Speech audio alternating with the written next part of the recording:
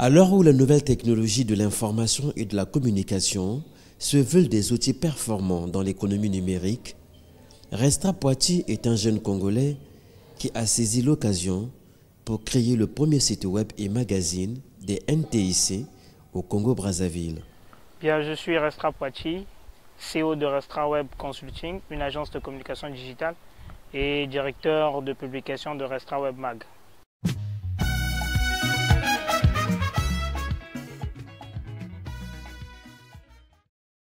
Mon parcours en général, c'est que ça fait déjà 4 ans que je suis dans ce genre de choses, donc en ce qui concerne le digital.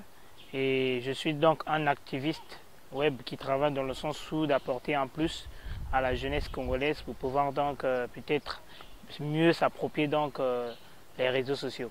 Et partant donc de ce concept, j'ai pu lancer des projets comme Restra Concept, qui fut donc un projet de conception au niveau de l'infographie et beaucoup de choses.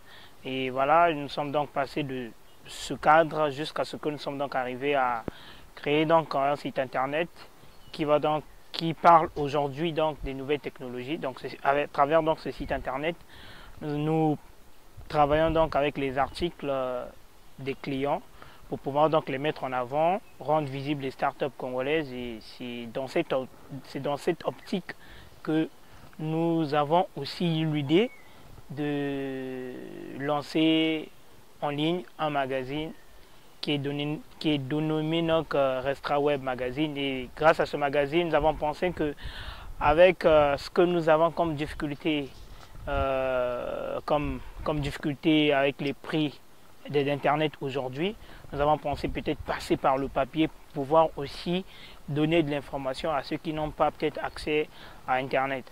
Donc ce magazine a pu donc voir le jour en octobre 2017. Et voilà, nous sommes déjà à notre 4e numéro et le 5e qui vient déjà, qui pointe déjà à l'horizon. Et grosso modo, c'est un peu mon parcours que je suis en train d'emmener de fil en aiguille pour pouvoir donc mieux s'approprier ce monde digital.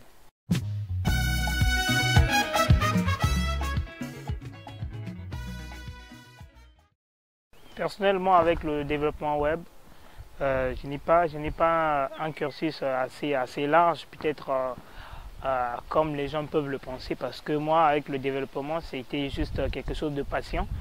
Et c'est ma passion à moi, et voilà, je suis devenu développeur par passion et non par formation. Donc je pense que c'est une ligne de conduite que les jeunes peuvent prendre pour exemple, de savoir que même si aujourd'hui on n'a pas assez les moyens pour peut-être avoir un cursus assez large, mais dès lors qu'on est passionné, on peut devenir ce qu'on veut devenir, surtout dans un monde numérique, là où tous les rêves sont possibles.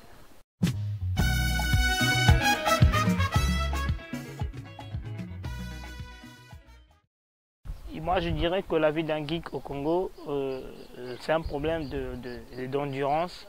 C'est un problème lorsqu'on est geek, on ne voit pas tout ce qui peut venir après.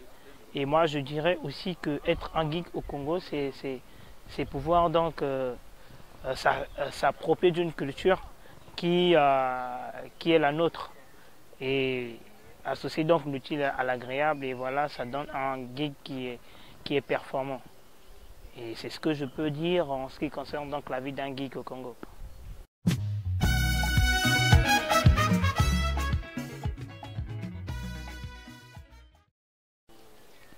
Bon, mais déjà, les coûts des facs, c'est normal. Ici au Congo, c'est encore élevé. Et si on tient compte que de ces coûts, normalement, on ne pouvait pas voir naître beaucoup de projets au Congo. Alors, je pourrais que conseiller à ceux qui vraiment tiennent pour raison donc, ces prix exorbitants donc, de ces failles.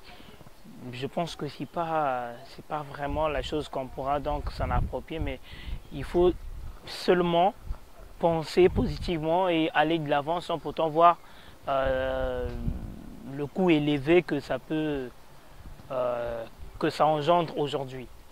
Donc penser autrement et ne voyez pas d'abord vraiment ce que... Sinon, si on voyait cela, vraiment, on ne pouvait pas aller loin, on ne pouvait pas faire, par exemple, ce magazine tel que nous le faisons aujourd'hui.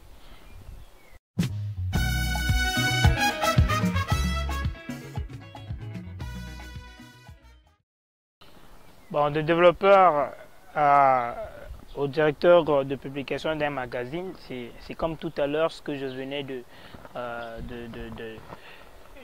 réitérer.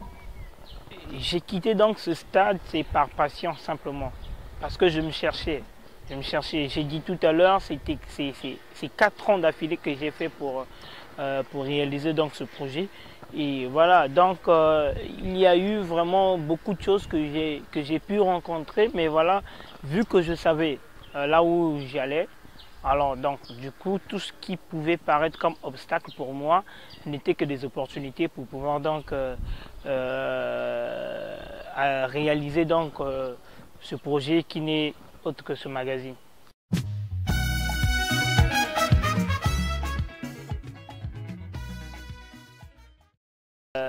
Le magazine Restera Web aujourd'hui a déjà, je pense, à moins que je me trompe, mais je ne pense pas, a déjà 4 mois d'existence parce que nous avons déjà pu réaliser 4 numéros et la périodicité est donc mensuelle. Donc à chaque fin du mois, nous offrons donc à notre audience ou notre auditoire un numéro dans lequel ils peuvent retrouver donc les temps forts des TIC, particulièrement au Congo et en Afrique en général.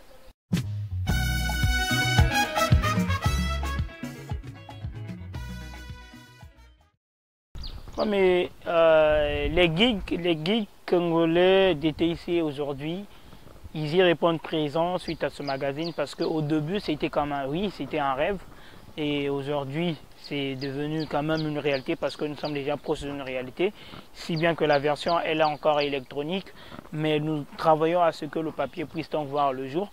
Et en ce qui concerne donc notre public, nous pensons que les geeks des TIC nous ont bien reçus parce que le magazine déjà arrive à faire 1000 téléchargements en 2 jours.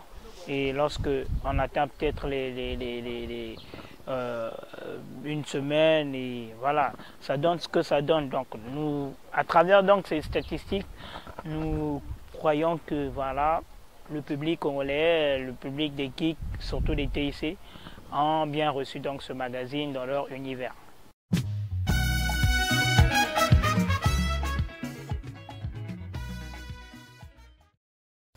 Bon, mettons déjà une entreprise de la place, les difficultés ne peuvent pas manquer parce que la vie d'entrepreneur c'est ça.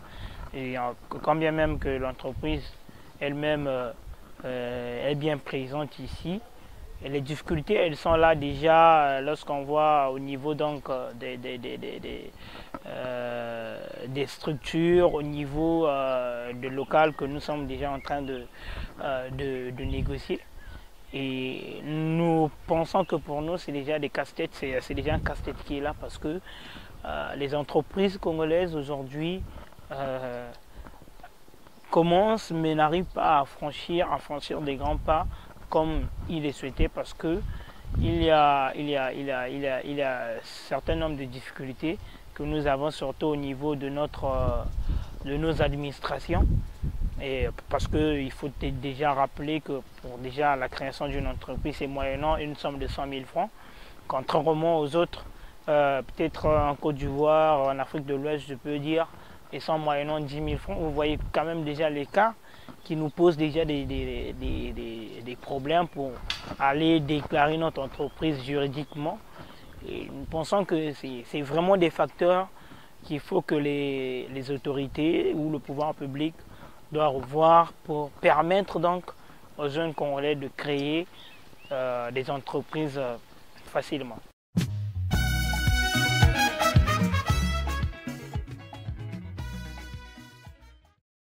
Bon, les perspectives que nous avons pour notre entreprise déjà, c'est déjà de nous installer confortablement tout au long de cette année dans notre pays. Que voilà, qu'on devienne une très grande référence au Congo de sorte que lorsqu'on parlera donc des nouvelles technologies, même ceux de la diaspora doivent se retrouver parce qu'il y a un site internet qui parle rien que de ce qu'il veut avoir donc comme information dans les nouvelles technologies. Et donc nous on se dit que d'ici 2020-2025, nous allons donc prendre une autre direction, je pense, dans le sens où nous allons donc trouver de la place, créer notre univers ici au Congo, et de sorte que le Congo puisse donc retrouver une fois de plus sa place dans les TIC et à l'échelle internationale.